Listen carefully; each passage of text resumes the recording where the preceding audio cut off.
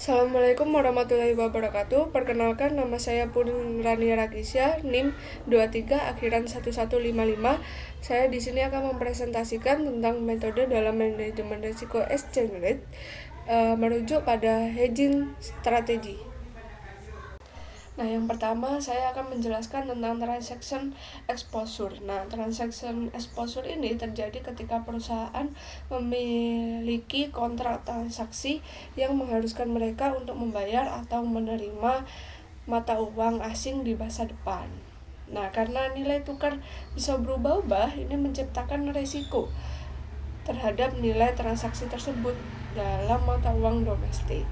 Nah, contohnya, jika sebuah perusahaan harus membayar utang dalam mata uang asing dan nilai mata uang itu menguat, maka jumlah dolar yang harus dibayar akan meningkat, bisa naik 10% atau lebih dalam sebulan. Nah, jika perusahaan akan menerima bayaran dan nilai mata uang asing itu melemah, maka jumlah dolar yang diterima bisa turun drastis, bahkan bisa sampai menghapus margin keuntungan. Nah, solusinya adalah hedging untuk mengurangi resiko ini. Nah, perusahaan itu biasanya melakukan hedging, yaitu strategi untuk melindungi nilai transaksi dari fluktuasi mata uang. Nah, manfaat dari hedging ini banyak sekali, yakni bisa meningkatkan arus kas masa depan atau setidaknya mengurangi ketidakpastian arus kas, lalu meningkatkan nilai perusahaan karena investor itu kan biasanya menyukai stabilitas keuangan dan prediktabilitas. Jadi perusahaan itu dapat mudah diprediksi dan kondisi keuangannya itu stabil. Nah, hedging sendiri itu memiliki beberapa teknik yang bisa digunakan oleh manajer untuk melindungi nilai.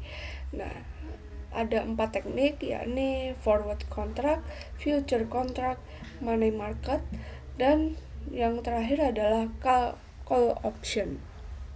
Nah, yang pertama saya akan menjelaskan tentang forward contract terlebih dahulu, yakni semua teknik ini pastinya memiliki teknik yang tujuan yang relatif sama, yakni memungkinkan perusahaan itu untuk mengunci kurs tukar tertentu agar tidak terkena dampak negatif dari fluktuasi nilai tukar di masa depan. Nah, forward contract sendiri itu dia bersifat privat dan dinegosiasikan langsung antara perusahaan dan bank atau institusi keuangan lainnya. Lalu dia bersifat fleksibel dan bisa disesuaikan dengan kebutuhan perusahaan. Nah, isi kontraknya ini biasanya meliputi mata uang yang akan dibayar oleh perusahaan, mata uang yang akan diterima, lalu kurs tukarnya, juga jumlah mata uang yang akan diterima. Dan ada juga tanggal transaksi di masa depan saat pertukaran itu dilakukan. Nah, forward contract sendiri itu cukup berbeda ya dengan future contract, yakni kalau future contract itu dia tersedia di pasar bursa dan dia tidak se-fleksibel forward contract, jadinya dia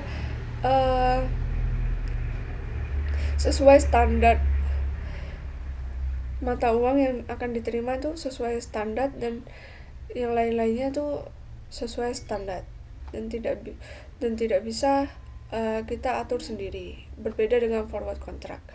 Namun future contract juga memiliki kelebihan, yakni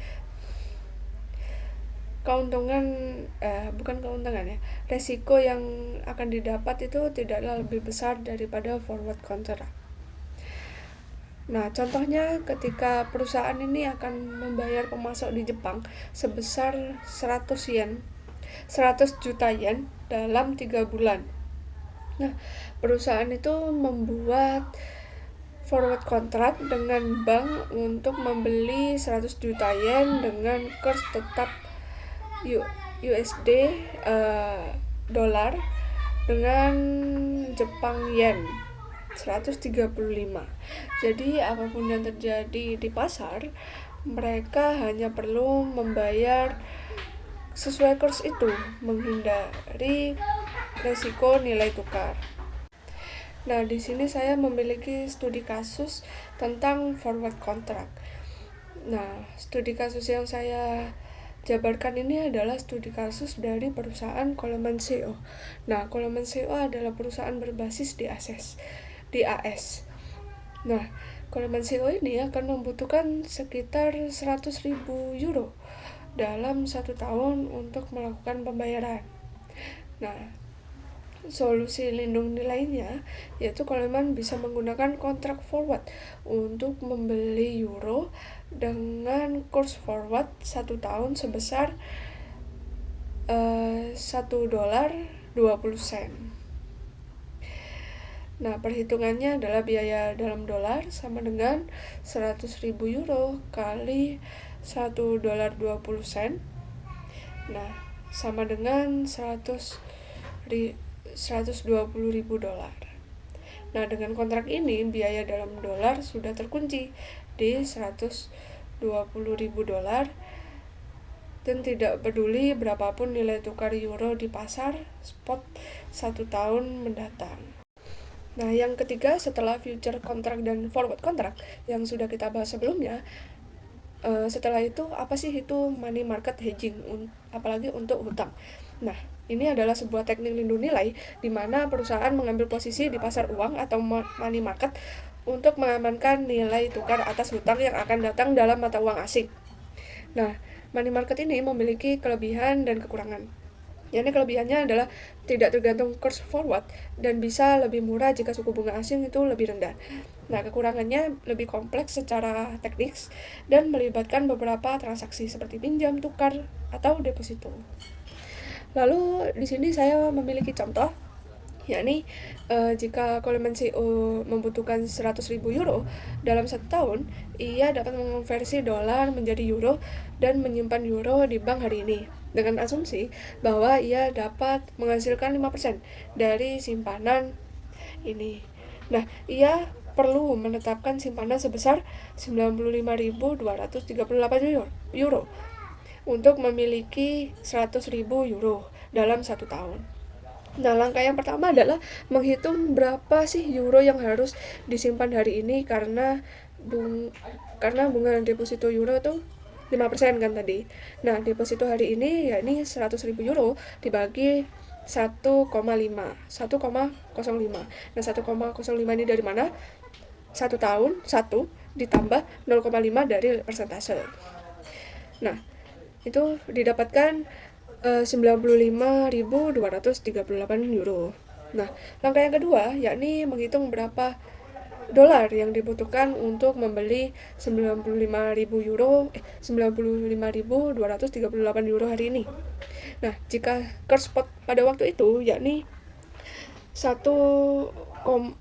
dolar 18 sen, maka dolar yang dibutuhkan yakni 95.238 dikali 1 dolar 18 sen.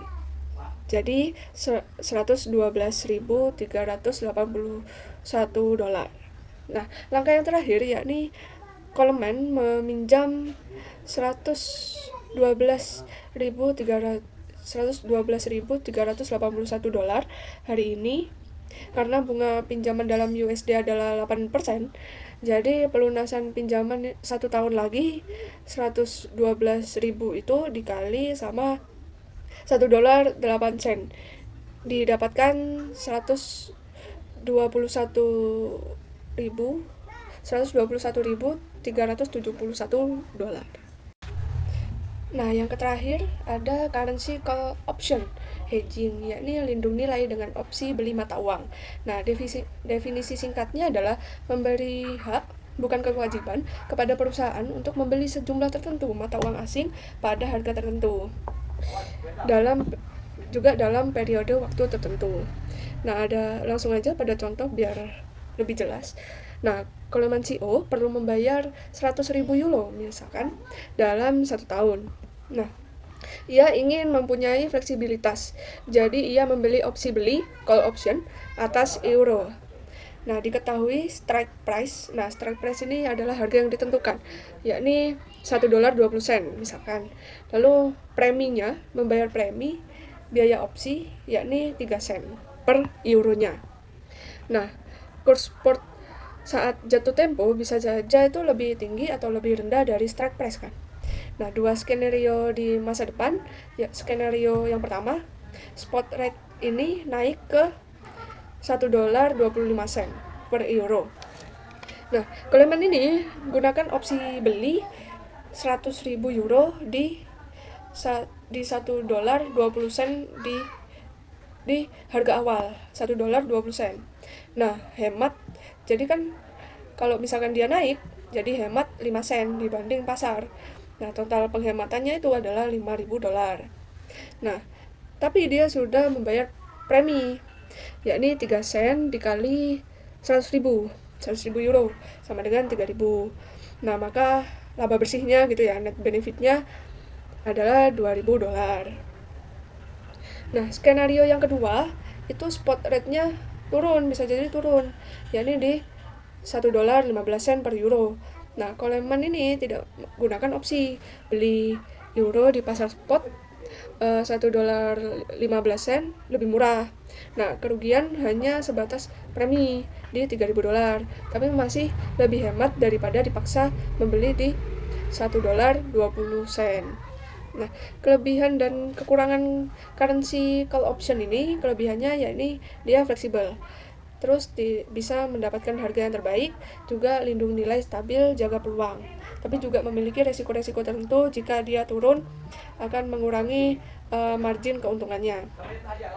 Lalu kekurangannya tuh perlu bayar premi di awal dan biaya juga bisa mahal tergantung volatilitasnya. Nah, kapan sih perusahaan itu menggunakan call option? Nah, biasanya tuh saat volatilitas kurs itu lagi tinggi, juga saat perusahaan ingin perlindungan, tapi juga ingin memanfaatkan keuntungan yang besar. Nah, atau saat perusahaan itu tidak yakin pada arah pergerakan kurs, makanya dia memilih metode call option. Itu saja presentasi dari saya. Bila ada salah kata, saya mohon maaf. Wassalamualaikum warahmatullahi wabarakatuh.